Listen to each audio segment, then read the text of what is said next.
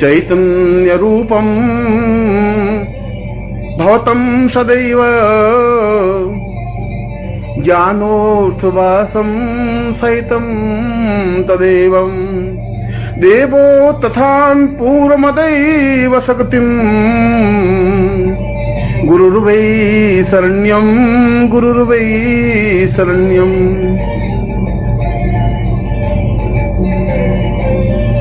इस विश्व में, ब्रह्मांड में जितनी भी शक्तियां हैं,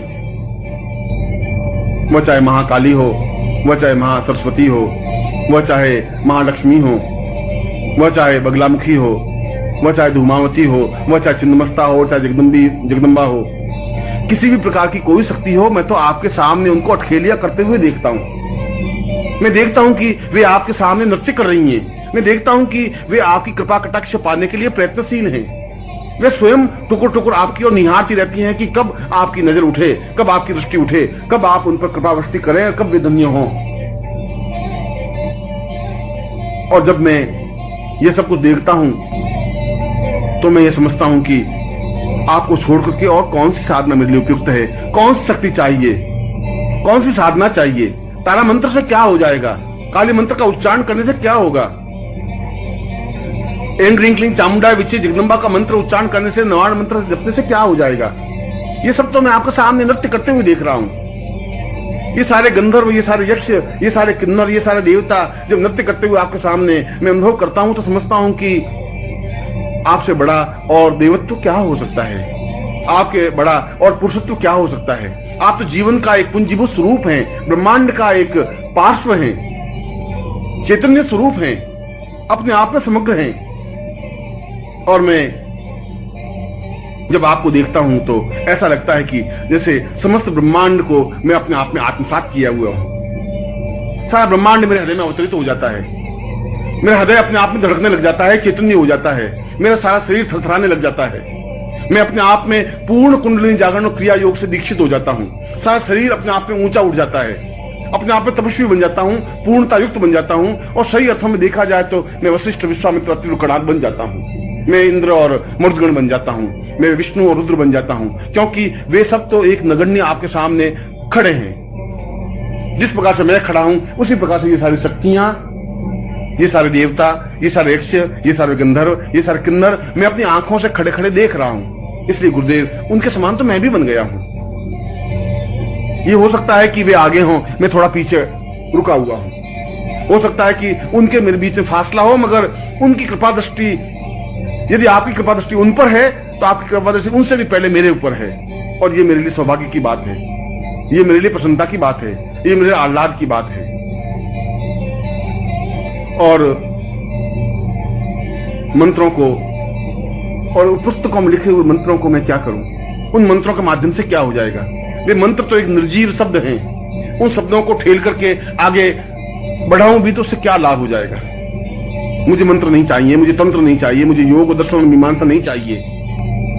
आपके मुंह से निकला हुआ प्रत्येक शब्द अपने आप में मंत्र है। आपके मुंह से निकला हुआ प्रत्येक शब्द अपने आप में मेरे लिए आज्ञा है, मेरे लिए तंत्र है। यदि मैं उन शब्दों का पालन कर लेता हूं, यदि उन शब्दों को अपने हृदय में उतार देता हूं, यदि उन शब्दों का पालन करता हुआ उनकी आज्ञा का पालन कर लेता हूं, तो अपने आप में तंत्र मेरे सामने साकार, स्पष्ट और पूर्णता के साथ स्पष्ट हो जाएगा। अपने आप में मंत्र अपने आप में पूर्ण चैतन्य युक्त बन जाएगा। यदि मैं आपके शरीर को स्पर्श कर लेता हूं तो सारे योग की भावभूमियां अपने आप मेरे शरीर में अवतरित हो जाएंगी।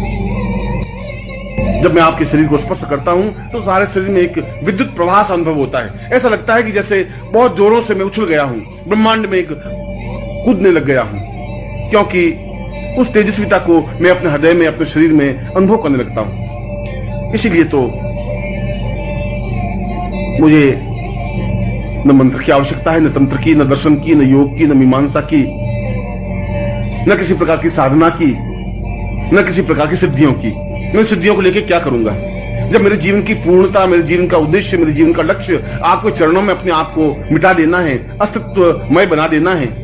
तब फिर उन मंत्रों और साधनाओं, काली और महालक्ष्मी और सरस्वती से क्या हो जाएगा, उस बलरामुखी और छिन्नमस्ता से क्या हो जाएगा, उस देवता और ब्रह्मा विष्णु महेश से क्या हो जाएगा। वे तो मेरे सामने अत्यंत महत्वपूर्ण नहीं रह गए हैं। जब मैंने आपको देखा है, जब मैं समुद्र को देखा है, तो फिर बूंद को देख करके क्या करूंगा। जब मैं पूरे आकाश को देखा है तो एक छोटे से तारे को टिमटिमाते हुए देख करके भी क्या कर लूंगा। जब मैं बसंत को अपने सामने अनुभव किया है तो एक छोटे सुगंध को झोंके से क्या हो जाएगा। गुरुदेव, मैं तो केवल इतना जानता हूं कि मैं आपका हूं। मैं केवल इतना ही मंत्र जानता हूं कि केवल आप और आपकी कृपा दृष्टि ही है। मैं तो केवल इतनी भावना जानता हूं कि, इतनी साधना जानता हूं कि मैं आपके शरण में हूं। और मैं केवल इतना ही तंत्र मंत्र योग और दर्शन जानता हूं कि मैं केवल और केवल मात्र आपकी शरण में हूं। ಈ ವಿಶ್ವದಲ್ಲಿ, ಬ್ರಹ್ಮಾಂಡದಲ್ಲಿ ಎಷ್ಟೆಲ್ಲ ಶಕ್ತಿಗಳಿವೆಯೋ, ಅದು ಮಹಾಕಾಳಿಯಾಗಿರಬಹುದು, ಮಹಾಸರಸ್ವತಿಯಾಗಿರಬಹುದು, ಮಹಾಲಕ್ಷ್ಮಿಯಾಗಿರಬಹುದು, ಬಗಲಾಮುಖಿಯಾಗಿರಬಹುದು, ಧೂಮಾವತಿಯಾಗಿರಬಹುದು, ಅದು ಚಿನ್ನಮಸ್ತ ಆಗಿರಬಹುದು, ಜಗದಂಬ ಆಗಿರಬಹುದು, ಯಾವುದೇ ಪ್ರಕಾರದ ಶಕ್ತಿಯಾದರೂ ಆಗಿರಬಹುದು. ಅವೆಲ್ಲ ನಿಮ್ಮ ಮುಂದೆ ಆಟವಾಡುತ್ತಿರುವಂತೆ ನನಗೆ ಕಾಣಿಸುತ್ತಿದೆ. ನಾನು ನೋಡುತ್ತಿದ್ದೇನೆ, ಅವೆಲ್ಲ ನಿಮ್ಮ ಮುಂದೆ ನೃತ್ಯ ಮಾಡುತ್ತಿವೆ.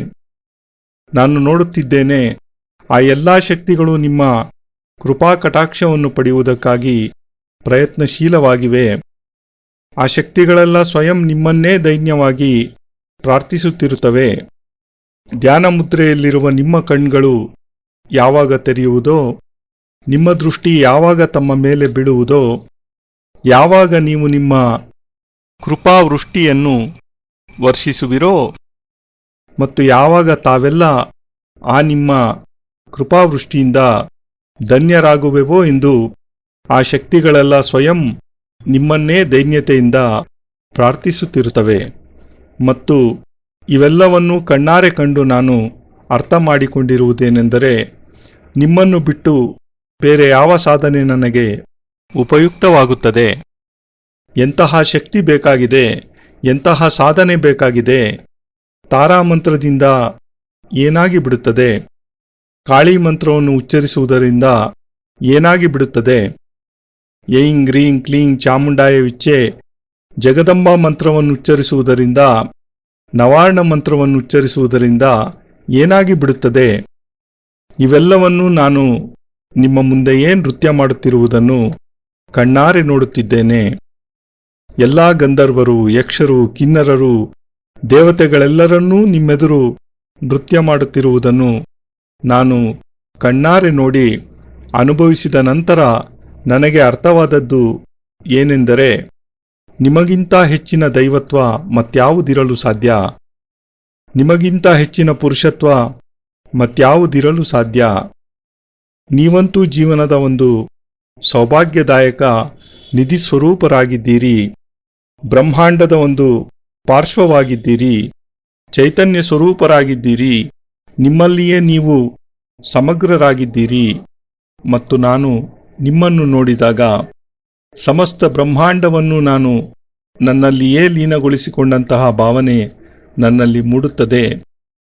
ಸಮಸ್ತ ಬ್ರಹ್ಮಾಂಡವು ನನ್ನ ಹೃದಯದಲ್ಲಿ ಅವತರಿಸಿದಂತೆ ಅನುಭವವಾಗುತ್ತದೆ. ನನ್ನ ಹೃದಯ ಬಡಿದುಕೊಳ್ಳಲಾರಂಭಿಸಿ ಚೈತನ್ಯವಾಗಿ ಬಿಡುತ್ತದೆ. ನನ್ನ ಸಂಪೂರ್ಣ ಶರೀರ ತರತರನೆ ನಡುಗಲಾರಂಭಿಸುತ್ತದೆ. ನಾನು ನನ್ನಲ್ಲಿಯೇ ನಾನು ಪೂರ್ಣ ಕುಂಡಲಿನಿ ಜಾಗರಣೆ ಮತ್ತು ಕ್ರಿಯಾಯೋಗದಿಂದ ದೀಕ್ಷಿತನಾಗಿ ಬಿಡುತ್ತೇನೆ.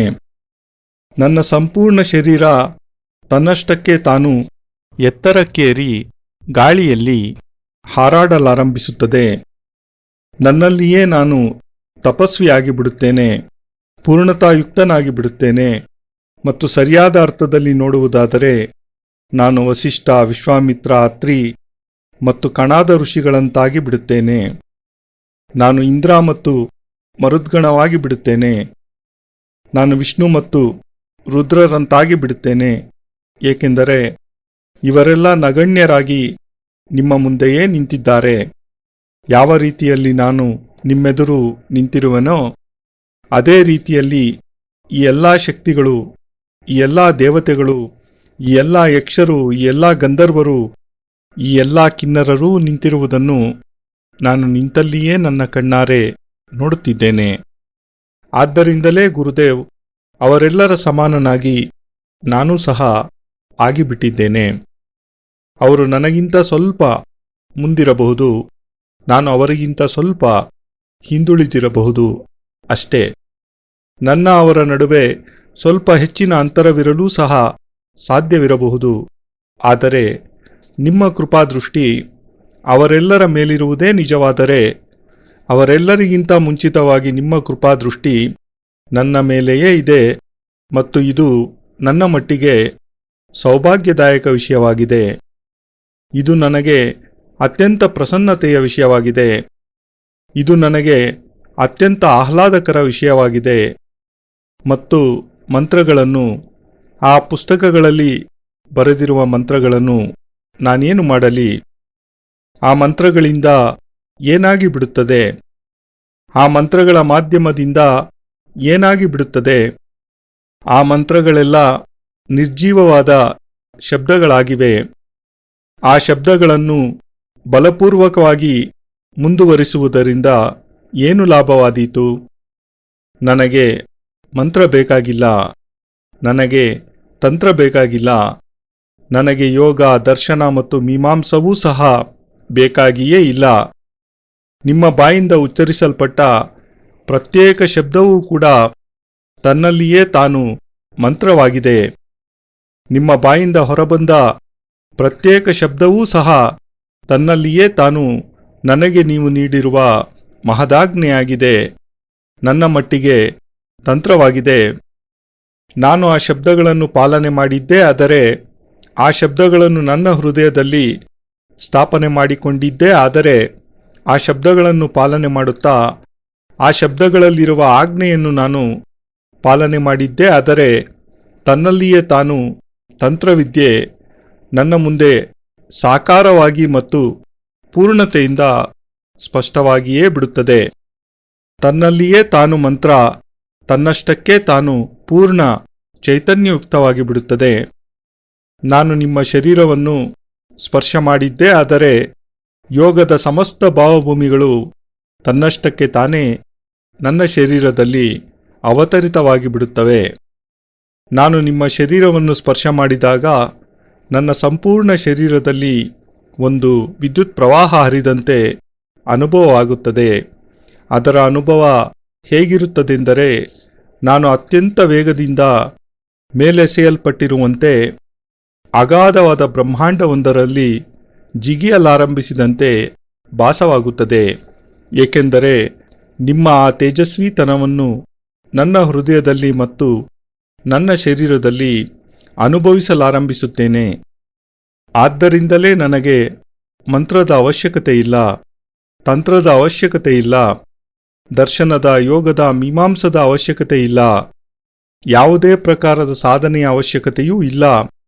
ಯಾವುದೇ ಪ್ರಕಾರದ ಸಿದ್ಧಿಗಳ ಅವಶ್ಯಕತೆಯೂ ಸಹ ಇಲ್ಲ. ನಾನು ಆ ಸಿದ್ಧಿಗಳನ್ನು ಪಡೆದು ಮಾಡುವುದಾದರೂ ಏನು? ನನ್ನ ಜೀವನದ ಪೂರ್ಣತೆ, ನನ್ನ ಜೀವನದ ಉದ್ದೇಶ, ನನ್ನ ಜೀವನದ ಲಕ್ಷ್ಯ ನಿಮ್ಮ ಚರಣಕಮಲಗಳಲ್ಲಿ ನನ್ನನ್ನು ನಾನು ಸಮರ್ಪಿಸಿಕೊಳ್ಳುವುದೇ ಆಗಿರುವಾಗ, ಅಸ್ತಿತ್ವಮಯವನ್ನಾಗಿಸಿಕೊಳ್ಳುವುದೇ ಆಗಿರುವಾಗ, ಆ ಮಂತ್ರಗಳು, ಆ ಸಾಧನೆಗಳು ಕಾಳಿ, ಮಹಾಲಕ್ಷ್ಮಿ ಮತ್ತು ಸರಸ್ವತಿಯರಿಂದ ಏನಾಗಿ ಬಿಡುತ್ತದೆ? ಆ ಬಗಲಾಮುಖಿ ಚಿನ್ನಮಸ್ತೆಯರಿಂದ ಏನಾಗಿ ಬಿಡುತ್ತದೆ? ಆ ದೇವತೆಗಳು ಬ್ರಹ್ಮ, ವಿಷ್ಣು, ಮಹೇಶ್ವರರಿಂದ ಏನಾಗಿ ಬಿಡುತ್ತದೆ? ಇವೆಲ್ಲ ನನ್ನ ಮುಂದೆ ಈಗ ಅತ್ಯಂತ ಮಹತ್ವಪೂರ್ಣವೆನಿಸುವುದೇ ಇಲ್ಲ. ನಾನು ನಿಮ್ಮನ್ನೇ ನೋಡಿರುವಾಗ, ನಾನು ಅಗಾಧವಾದ, ಅನಂತವಾದ, ವಿಶಾಲವಾದ ಸಮುದ್ರವನ್ನೇ ನೋಡಿರುವಾಗ, ಒಂದೇ ಒಂದು ನೀರಿನ ಹನಿಯನ್ನು ನೋಡಿ ನಾನೇನು ಮಾಡಲಿ? ನಾನು ಸಂಪೂರ್ಣ ಆಕಾಶವನ್ನೇ ನೋಡಿರುವಾಗ, ಒಂದು ಕ್ಷೀಣವಾಗಿ ಮಿಣುಕುತ್ತಿರುವ ಅತಿ ಸಣ್ಣ ನಕ್ಷತ್ರವನ್ನು ನೋಡಿ ನಾನೇನು ಮಾಡಲಿ?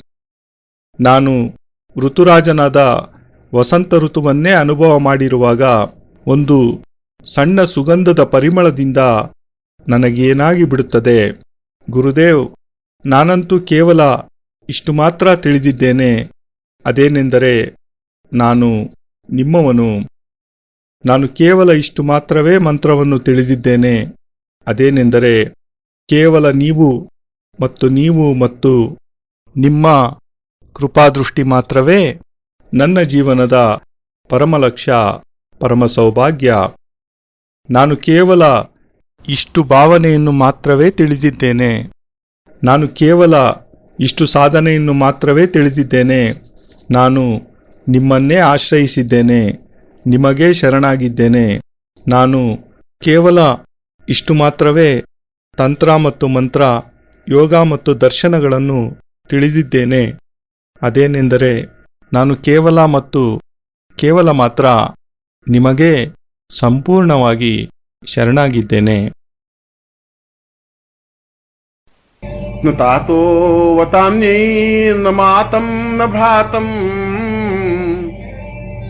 ನ ದೇಹೋ ವದಾನ್ಯೈ ಪತ್ನಿರ್ವತೈಮಂ ನ ಜಾನಾಮಿ ವಿತ್ತಂ ನ ವೃತ್ತಿ ನ ರೂಪಂ ಗುರುರ್ವೈ ಶರಣ್ಯಂ ಗುರುರ್ವೈ शरण्यम।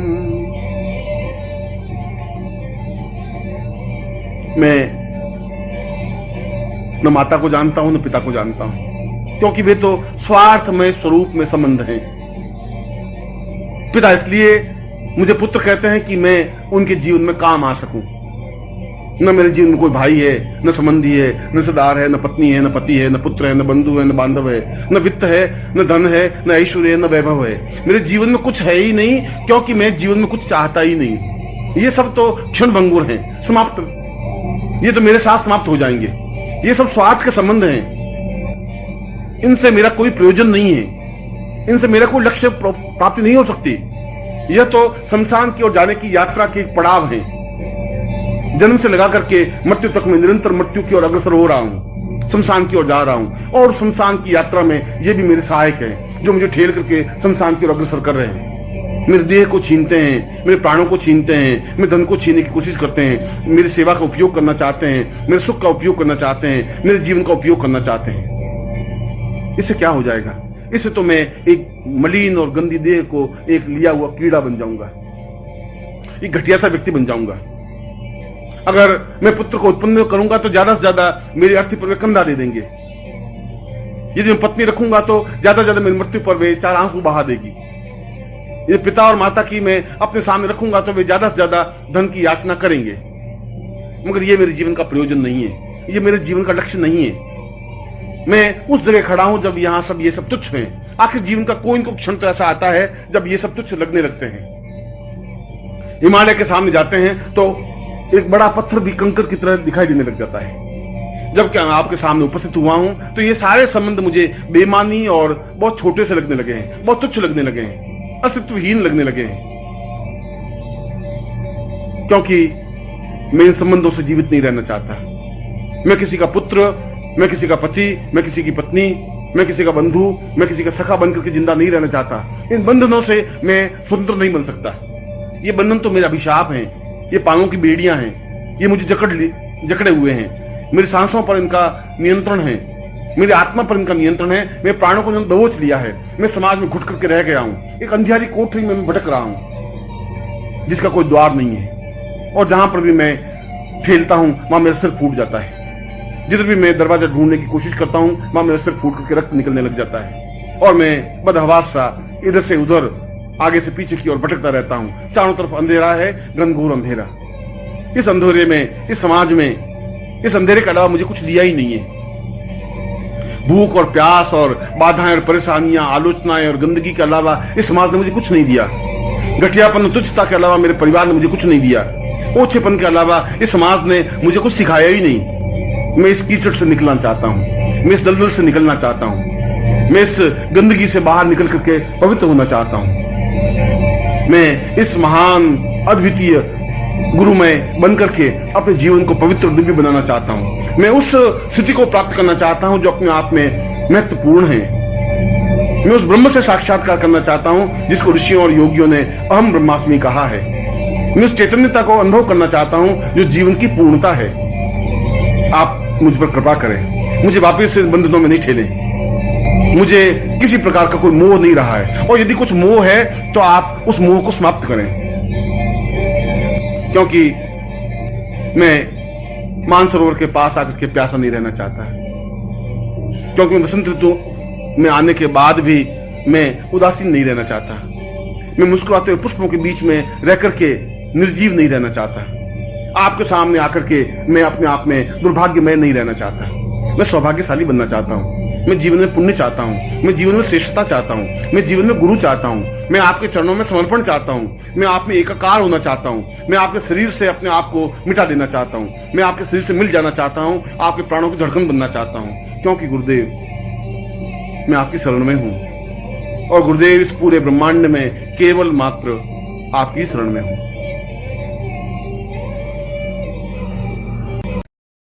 ನನಗೆ ತಾಯಿಯ ಪರಿಚಯವಿಲ್ಲ, ತಂದೆಯ ಪರಿಚಯವೂ ನನಗಿಲ್ಲ.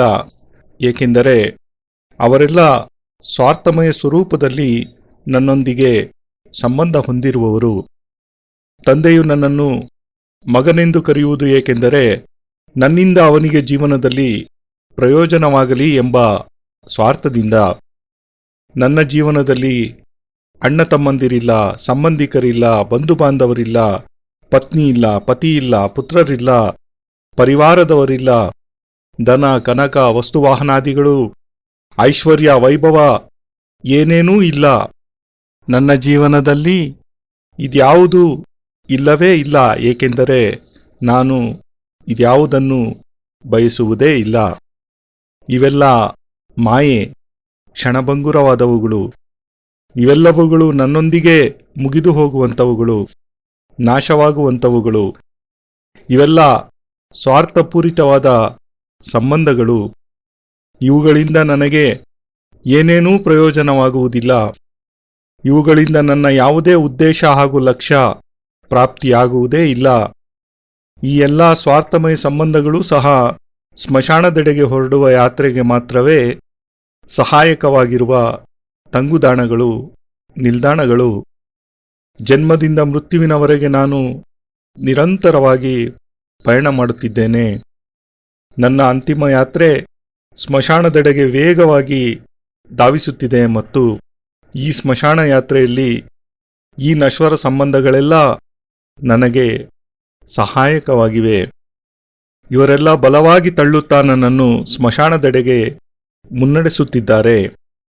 ಇವರೆಲ್ಲ ನನ್ನ ದೇಹವನ್ನು ಅಪಹರಿಸುತ್ತಾರೆ, ನನ್ನ ಪ್ರಾಣಗಳನ್ನು ಅಪಹರಿಸುತ್ತಾರೆ ಮತ್ತು ನನ್ನ ಪರಿಶ್ರಮದ ಧನವನ್ನು ಅಪಹರಿಸಲು ಪ್ರಯತ್ನಿಸುತ್ತಾರೆ.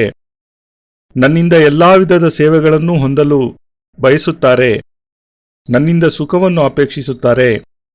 ನನ್ನ ಜೀವನದಿಂದಲೂ ಪ್ರಯೋಜನವನ್ನು ಪಡೆಯಲೆತ್ನಿಸುತ್ತಾರೆ. ಇದರಿಂದ ಏನಾಗಿ ಬಿಡುತ್ತದೆ? ಇದರಿಂದ ನಾನು ಒಂದು ಮಲಿನ ಮತ್ತು ದುರ್ಗಂಧಯುಕ್ತ ಶರೀರವನ್ನು ಹೊಂದಿದ ಹುಳದಂತಾಗಿ ಬಿಡುತ್ತೇನೆ. ಒಬ್ಬ ನಿಕೃಷ್ಟ ವ್ಯಕ್ತಿ ನಾನಾಗಿ ಬಿಡುತ್ತೇನೆ. ನಾನೊಬ್ಬ ಪುತ್ರನನ್ನು ಉತ್ಪನ್ನ ಮಾಡಿದರೆ ಅವನಿಂದ ನನಗೆ ಏನು ತಾನೇ ಪ್ರಯೋಜನವಾದೀತು? ಬಹಳವೆಂದರೆ ಮೃತ್ಯುವಿನ ನಂತರ ನನ್ನ ಪಾರ್ಥಿವ ಶರೀರವನ್ನು ಕೊಂಡೊಯ್ಯುವವರೊಂದಿಗೆ ಅವನೂ ಸೇರಿ ನನಗೆ ಹೆಗಲು ಕೊಡಬಹುದಷ್ಟೇ. ನಾನು ಹೆಂಡತಿಯನ್ನು ಕಟ್ಟಿಕೊಂಡರೆ ಬಹಳವೆಂದರೆ ನನ್ನ ಹೆಣದ ಮೇಲೆ ಬಿದ್ದು 4 ಕಣ್ಣೀರಿನ ಹನಿಗಳನ್ನು ಸುರಿಸುತ್ತಾಳಷ್ಟೇ. ನನ್ನ ತಂದೆ ತಾಯಿಯರನ್ನು ನನ್ನ ಮುಂದೆಯೇ ಇರಿಸಿಕೊಂಡರೆ ಬಹಳವೆಂದರೆ ನನ್ನಿಂದ ಇನ್ನೂ ಹೆಚ್ಚಿನ ಹಣವನ್ನು ಯಾಚಿಸುತ್ತಾರೆ ಅಷ್ಟೇ. ಆದರೆ ಇದು ನನ್ನ ಜೀವನದ ಪ್ರಯೋಜನವಲ್ಲ. ಇದು ನನ್ನ ಜೀವನದ ಲಕ್ಷ್ಯವಲ್ಲ. ನಾನೀಗ ನಿಂತಿರುವೆಡೆಯಿಂದ ನೋಡಿದಾಗ ಈ ಎಲ್ಲ ಸಂಬಂಧಗಳೂ ನನಗೆ ತುಚ್ಛವೆಂದೆನಿಸುತ್ತದೆ. ಪ್ರತಿಯೊಬ್ಬರ ಜೀವನದಲ್ಲಿಯೂ ಎಂದಾದರೊಮ್ಮೆ ಇಂತಹ ಕ್ಷಣ ಬಂದೇ ಬರುತ್ತದೆ. ಆಗ ಈ ಸ್ವಾರ್ಥಮಯ ಸಂಬಂಧಗಳು, ವ್ಯವಹಾರಗಳು ತುಚ್ಛವೆಂದೆನಿಸುತ್ತವೆ. ಹಿಮಾಲಯದ ಮುಂದೆ ಹೋಗಿ ನಿಂತಾಗ ಒಂದು ಅತಿ ದೊಡ್ಡ ಬೆಟ್ಟವೂ ಸಹ ಸಣ್ಣದೊಂದು ಕಲ್ಲು ಬಂಡೆಯಂತೆನಿಸುತ್ತದೆ. ಯಾವಾಗ ನಾನು ಗುರುದೇವ್ ನಿಮ್ಮ ಮುಂದೆ ಉಪಸ್ಥಿತನಾಗಿದ್ದೇನೆಯೋ ಈ ಎಲ್ಲ ಸಮಸ್ತ ಸಂಬಂಧಗಳು ಅಪ್ರಾಮಾಣಿಕ ಮತ್ತು ಅತಿ ಸಣ್ಣದೆನಿಸುತ್ತಿವೆ, ಅತಿ ತುಚ್ಛವಾದುದೆನಿಸುತ್ತಿವೆ, ಅಸ್ತಿತ್ವಹೀನವಾಗಿರುವಂತೆನಿಸುತ್ತಿವೆ. ಏಕೆಂದರೆ ನಾನು ಈ ಸಂಬಂಧಗಳೊಂದಿಗೆ ಜೀವಿಸಲು ಬಯಸುವುದಿಲ್ಲ. ನಾನು ಯಾರ ಮಗನೋ, ಯಾರ ಪತಿಯೋ, ಯಾರ ಪತ್ನಿಯೋ, ನಾನು ಯಾರ ಬಂಧುವೋ ಯಾರ ಮಿತ್ರನೋ ಆಗಿ ಜೀವಂತವಾಗಿರಲು ಬಯಸುವುದಿಲ್ಲ.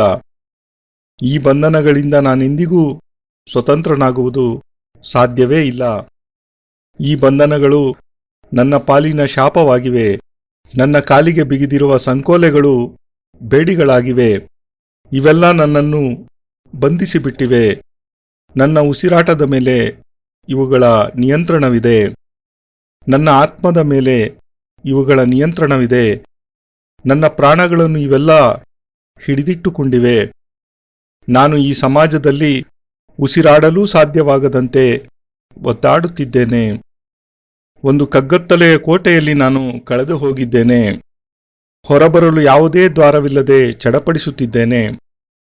ಮತ್ತು ಯಾವ್ಯಾವ ಸಂಧಿಯಿಂದ ನಾನು ನುಸುಳಿ ಹೊರಬರಲು ಪ್ರಯತ್ನಿಸುತ್ತೇನೆಯೋ ಅಲ್ಲೆಲ್ಲ ನನ್ನ ತಲೆಗೆ ಬಲವಾಗಿ ಪೆಟ್ಟು ಬೀಳುತ್ತದೆ.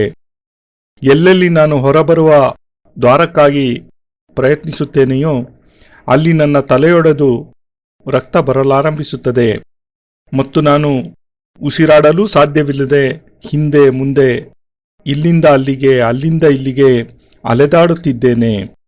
4 ದಿಕ್ಕುಗಳಲ್ಲೂ ಕತ್ತಲು, ಘನಘೋರವಾದ ಕಗ್ಗತ್ತಲು. ಈ ಕಗ್ಗತ್ತಲೆಯನ್ನು ಬಿಟ್ಟು ಸಮಾಜ ನನಗೆ ಬೇರೇನನ್ನು ಕೊಡಲೇ ಇಲ್ಲ. ಹಸಿವು ಮತ್ತು ಬಾಯಾರಿಕೆ, ಕಷ್ಟ ಮತ್ತು ಕಾರ್ಪಣ್ಯಗಳು, ದುರಾಲೋಚನೆ ಮತ್ತು ದುರ್ಗಂಧಮಯ ಜೀವನವಲ್ಲದೆ ಈ ಸಮಾಜ ನನಗೆ ಬೇರೇನನ್ನು ಕೊಡಲೇ ಇಲ್ಲ.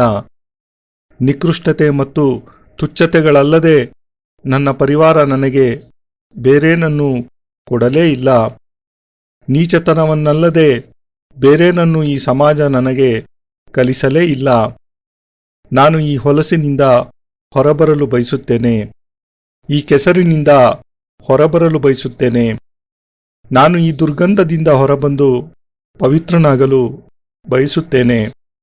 ನಾನು ಈ ಮಹಾನ್ ಅದ್ವಿತೀಯ ಗುರುಮಯವಾಗಿ ನನ್ನ ಜೀವನವನ್ನು ಪವಿತ್ರ ಮತ್ತು ದಿವ್ಯವಾಗಿಸಲು ಬಯಸುತ್ತೇನೆ. ನಾನು ಯಾವುದು ತನ್ನಲ್ಲಿಯೇ ತಾನು ಮಹತ್ವಪೂರ್ಣವಾಗಿದೆಯೋ ಆ ಸ್ಥಿತಿಯನ್ನು ಪ್ರಾಪ್ತಿ ಮಾಡಿಕೊಳ್ಳಲು ಬಯಸುತ್ತೇನೆ. ಯಾವುದನ್ನು ನಮ್ಮ ಋಷಿಗಳು ಯೋಗಿಗಳು ಅಹಂ ಬ್ರಹ್ಮಾಸ್ಮಿ ಎಂದು ಕರೆದಿರುವರೋ ನಾನು ಆ ಬ್ರಹ್ಮವನ್ನು ಸಾಕ್ಷಾತ್ಕರಿಸಿಕೊಳ್ಳಲು ಬಯಸುತ್ತೇನೆ. ಯಾವುದು ಜೀವನದ ಪೂರ್ಣತೆಯಾಗಿದೆಯೋ ಆ ಚೈತನ್ಯತೆಯನ್ನು ನಾನು ಅನುಭವ ಮಾಡಿಕೊಳ್ಳಲು ಬಯಸುತ್ತೇನೆ. ಗುರುದೇವ್, ನೀವು ನನ್ನ ಮೇಲೆ ಕೃಪೆ ಮಾಡಿ ನನ್ನನ್ನು ಮತ್ತೆ ಈ ಬಂಧನಗಳೆಡೆಗೆ ನೂಕಬೇಡಿ. ನನಗೆ ಈಗ ಯಾವುದೇ ಪ್ರಕಾರದ ಮೋಹಗಳು ಇಲ್ಲವಾಗಿದೆ. ಒಂದು ವೇಳೆ ಯಾವುದೇ ಮೋಹ ಇನ್ನೂ ನನ್ನಲ್ಲಿ ಉಳಿದಿದ್ದರೆ ಅದನ್ನು ಸಹ ನೀವೇ ಸಮಾಪ್ತಿ ಮಾಡಿಬಿಡಿ. ಏಕೆಂದರೆ ನಾನು ಮಾನಸ ಸರೋವರದ ಬಳಿಗೇ ಬಂದು ಬಾಯಾರಿಕೆಯಿಂದಿರಲು ಇಚ್ಛಿಸುವುದಿಲ್ಲ. ಏಕೆಂದರೆ ನಾನು ವಸಂತ ಋತು ಬಂದಾಗಲೂ ಸಹ ಉದಾಸೀನನಾಗಿರಲು ಬಯಸುವುದಿಲ್ಲ. ನಾನು ಅರಳಿ ನಿಂತು ನಗುತ್ತಿರುವ ಉಲ್ಲಸಿತ ಸುಗಂಧಿತ ಪುಷ್ಪಗಳ ನಡುವೆ ಇದ್ದೂ ನಿರ್ಜೀವವಾಗಿರಲು ಬಯಸುವುದಿಲ್ಲ. ನಿಮ್ಮೆದುರಿನಲ್ಲಿ ಬಂದು ನಿಂತೂ ಸಹ ದುರ್ಭಾಗ್ಯಶಾಲಿಯಾಗಲು ಇಚ್ಛಿಸುವುದಿಲ್ಲ. ನಾನು ಸೌಭಾಗ್ಯಶಾಲಿಯಾಗಲು ಬಯಸುತ್ತೇನೆ. ನಾನು ಜೀವನದಲ್ಲಿ ಪುಣ್ಯಶಾಲಿಯಾಗಲಿಚ್ಛಿಸುತ್ತೇನೆ. ನಾನು ಜೀವನದಲ್ಲಿ ಶ್ರೇಷ್ಠತೆಯನ್ನು ಬಯಸುತ್ತೇನೆ. ನಾನು ಜೀವನದಲ್ಲಿ ಗುರುವಿಗಾಗಿ ಹಂಬಲಿಸುತ್ತೇನೆ. ನಾನು ನಿಮ್ಮ ಚರಣಾರವಿಂದಗಳಲ್ಲಿ ಸಮರ್ಪಿತನಾಗುವುದನ್ನೇ ಕೋರುತ್ತೇನೆ. ನಾನು ನಿಮ್ಮೊಂದಿಗೆ ಸಂಪೂರ್ಣವಾಗಿ ಐಕ್ಯವಾಗಲು ಬಯಸುತ್ತೇನೆ. ನಾನು ನಿಮ್ಮ ಶರೀರದಿಂದ ನನ್ನನ್ನೇ ನಾನು ಅಳಿಸಿಬಿಡಲು ನಾಮಾವಶೇಷವಿಲ್ಲದಂತೆ ಮಾಡಲು ಬಯಸುತ್ತೇನೆ. ನಾನು ನಿಮ್ಮ ಶರೀರದೊಡನೆ ಸಂಪೂರ್ಣ ತಾದಾತ್ಮ್ಯವನ್ನು ಬಯಸುತ್ತೇನೆ. ನಿಮ್ಮ ಪ್ರಾಣಗಳ ಬಡಿತ ನಾನಾಗಲು ಬಯಸುತ್ತೇನೆ. ಏಕೆಂದರೆ ಗುರುದೇವ್, ನಾನು ನಿಮ್ಮ ಆಶ್ರಯದಲ್ಲಿರುವವನು, ನಿಮಗೆ ಶರಣಾಗಿರುವವನು. ಮತ್ತು ಗುರುದೇವ್, ಈ ಸಂಪೂರ್ಣ ಬ್ರಹ್ಮಾಂಡದಲ್ಲಿ ನಾನು ಕೇವಲ ಮಾತ್ರ ನಿಮಗೇ ಶರಣಾಗಿದ್ದೇನೆ.